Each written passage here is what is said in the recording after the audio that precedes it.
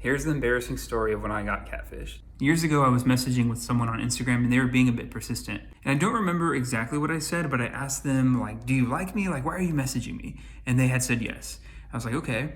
So we're messaging for a few weeks and I kept asking, I was like, do you want to have a video chat? And they were like, oh, I can't with work, blah, blah, blah. And they had an interesting job. And I was like, oh, wow, that is like a busy schedule and so on. I kept chatting with this person and I was like, oh my gosh, like I'm really starting to like this person. They're very attractive, blah, blah, blah.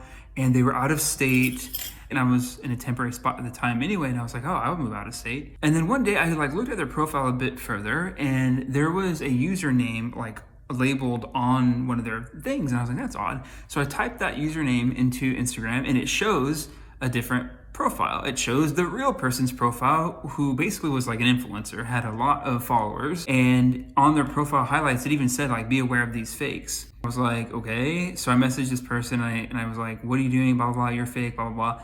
And they're like, how'd you find that? They're like, can you just help me with money? Blah, blah, blah.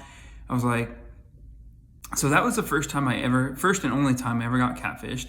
But here's what I learned. We have to have a abundance mindset, meaning you believe there are a lot of people that want to date you. And if you don't live in an area where that's true, we might want to consider finding a different area. Number two, we have to qualify and we have to filter early.